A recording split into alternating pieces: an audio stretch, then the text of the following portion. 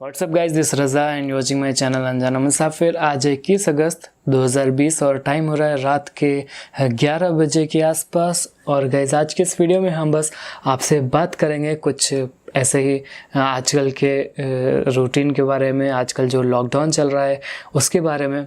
तो अभी हम बात करेंगे कि इस लॉकडाउन में एक चीज़ ऐसी है जो हमें बहुत ही अच्छी तरह से पता चल गई है कि इंसान ज़िद्दी बहुत बड़ा है। फिर वो ज़िद कैसे भी हो कि हमें कोई काम करना है, हमें कहीं जाना है, हमें किसी से बात करना है, हमें कोई नया काम शुरू करना है, हम वो काम करेंगे ही, चाहे कुछ भी हो जाए, चाहे कोई बहुत बड़ी प्रॉब्लम हो जाए, चाहे कहीं आग लग जाए, चाहे कोई बारिश हो या फिर कोई बहुत बड़ी बीमारी फैली हो, लेकिन हमें वो काम करना ही करना है। चाहे ये चीज़ बहुत ही क्लियर हो गई है दिमाग में। मतलब ये कह सकते हैं कि इंसान ठान लेता है किसी भी चीज़ को तो उसको पूरा करके ही छोड़ता है, बशर्ते कि उस चीज़ पर अड़ा रहे, टिका रहे और उससे डाइवर्ट ना हो, उसी चीज़ पर पूरा कंसंट्रेशन लगाए और उससे डाइवर्ट ना हो। काफ़ी सारी चीज़ हैं जो लॉकडाउन में हमें पता चली हैं। बहुत सारे लोग यूट्यूब पर नए नए आए हैं, बहुत सारे चीज़ें नई नई शुरू हुई हैं, बहुत सारे बिज़नेस छोड़ के लोग लॉकडाउन के वजह से कुछ ऐसे चीज़ों का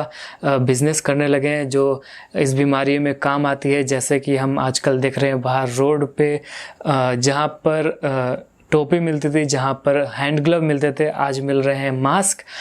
और कुछ जगहों पर जहाँ पर मिलते थे कार के शीशे साफ़ करने वाले स्प्रे और पॉलिशेस, उस जगह पर मिल रहे हैं अभी सैनिटाइज़र और स्प्रे, अजीब अजीब चीज़ें जो हमें सैनिटाइज़ करती हैं। वो भी ज़रूरी है, अच्छी बात है कि काम कर रहे हैं, लेकिन इन सब बात से एक और चीज़ सीखने को ये मिलती है कि इंसान में बदलाव लाने की कितनी ज़्यादा क्षमता है कि पल में कुछ हो जाता है, पल में कुछ और हो जाता है।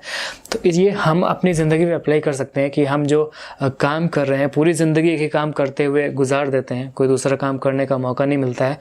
तो इस सब चीज़ से हमें सीखना चाहिए कि देखो लोग कैसे हर दिन अलग काम कर रहे हैं। मतलब एक महीना कुछ और काम किए, मन भर गया या उस काम से उनको उतना प्रॉफिट नहीं हुआ तो वो दूसरा काम करने लगे। तो ये सब चीज़ हमें सीखने की बहुत ज़रूरत है। इस तरह की काफ़ी सारी चीज़ें लॉकडाउन में हुई मार्च के बाद से अभी तक, यानी कि अगस्त तक। कुछ अच्छी चीज़ें हुई, कुछ बुरी चीज़ें हुई। अच्छी चीज़ों में एक चीज़ हमें बहुत ज़्यादा ही अच्छी लगी, वो ये कि हमें खाने को बहुत कुछ मिला। मतलब आप लोग का पता नहीं, लेकिन हमें अपने घर में, अपने आसपास खाने पीने की चीज़ें इफ़रात मिली। मतलब सब हाइजीन चीज़, सब हेल्दी फूड। घर में भी जब खाना बन रहा है तो कम तेल और उसमें बहुत ज़्यादा एनर्जी वाली चीज़ें, विटामिन वाली चीज़ें, प्रोटीन वाली चीज़ें मिल रही है जो कि पहले कभी हमको देखने को नहीं मिली। मतलब पूरी ज़िंदगी में हमने इतना अच्छा खाना नहीं खाया जो कि इस लॉकडाउन में हम खा रहे हैं, हमने खाया है।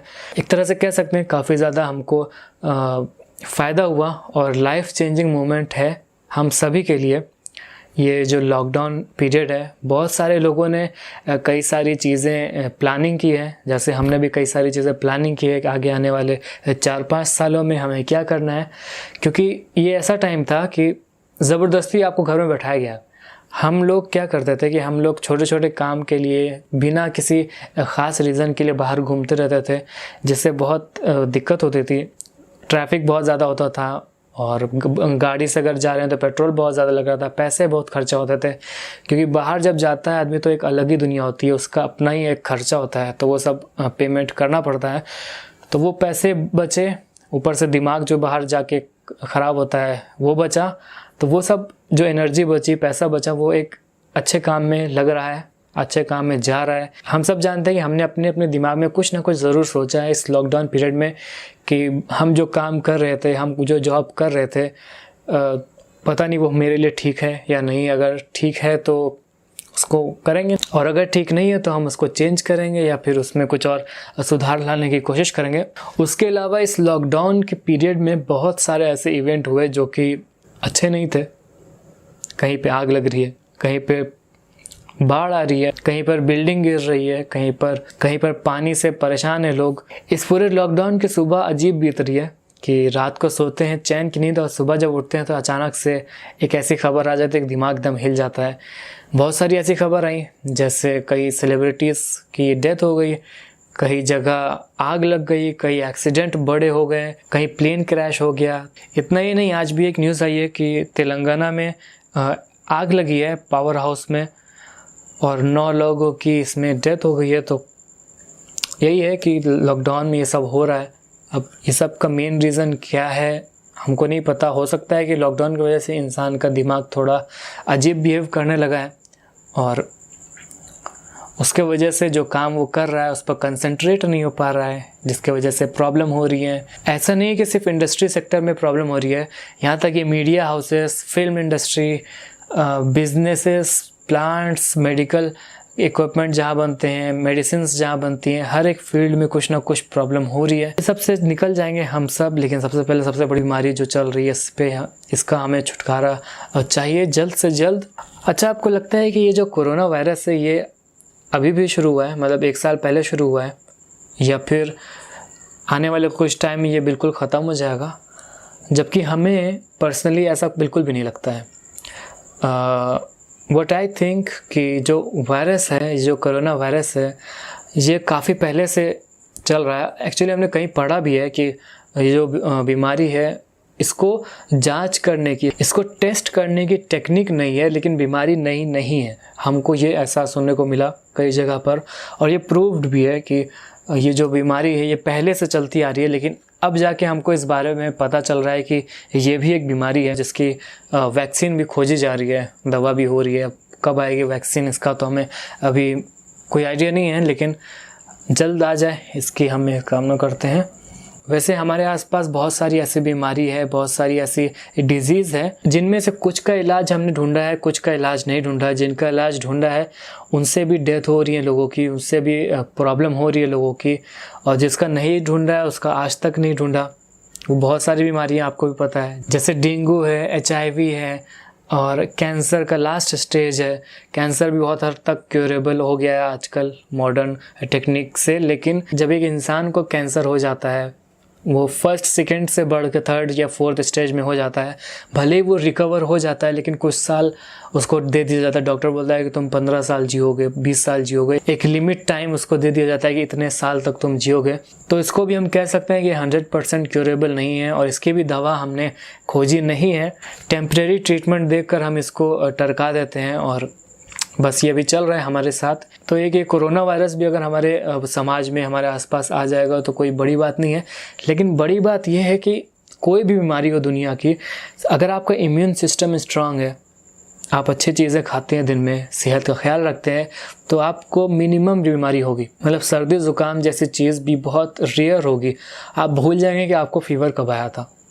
ऐसा बहुत सारे लोगों के साथ होता है, मेरे साथ भी होता है। आप में से बहुत सारे ऐसे हेल्दी पीपल होंगे, हेल्दी लोग होंगे जिनको पता होगा कि जो ये सोचते होंगे कि आखिरी बार उन्हें फीवर कब हुआ था, आखिरी बार उन्हें नज़ला कब हुआ था, ज़ुकाम कब हुआ था। चलिए मान लेते हैं कि ये लोग ऐसे हैं जिनकी बचपन से ही इम्यूनिटी स्ट्रांग है,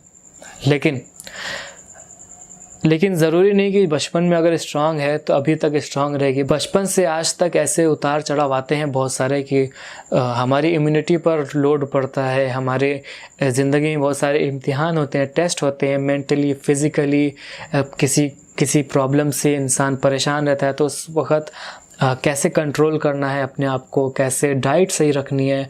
तो ये सब चीज़ मिला जुला कर एक इम्यूनिटी बनती है जो हमारे अंदर आती है, जिससे हमें बीमारी से लड़ने की ताकत मिलती है। तो ये सब थी हमारी आज की बात, और अगली वीडियो में हम शायद बात करेंगे एक YouTube चैनल कैसे बनाएं और क्या क्या करके हम एक अच्छा सा चैनल अपना बना सकते हैं। क्योंकि आजकल के माहौल में क्या हो गया है कि किसी का कोई भी बिजनेस है, चाहे वो एक शॉपकीपर है, सबको एक अपना YouTube चैनल खोलना है, अपने प्रोडक्ट की खुद से एडवर्टाइजमेंट करना है। तो एक YouTube चैनल खोलना ज़रूरी हो गया है, प्रमोशन के पर्पज़ से भी और पैसे के भी पर्पज़ से, क्योंकि YouTube से ठीक ठाक पैसा भी आ जाता है और लोगों तक हमारा जो प्रोडक्ट है वो पहुंच जाता है ज़्यादा कुछ इन्वेस्टमेंट किए बिना। तो आज भी ऐसे बहुत सारे ऐसे लोग हैं जो अभी YouTube पर नहीं आए हैं और उन्हें आना है YouTube पर। तो उम्मीद करते हैं कि अगली वीडियो में हम उसी पर बात करेंगे कि एक YouTube चैनल कैसे खोलें और क्या क्या चीज़ें हमें चाहिए होंगी YouTube चैनल खोलने के लिए। तो इसी के साथ closing this video right here right now. If you like this video please hit the like button, you can comment also, you can share this video and please don't forget to subscribe my channel अनजाना मुसाफिर। और हाँ, पानी पीते रहना क्योंकि जल ही जीवन है। See you in the next video. Bye bye.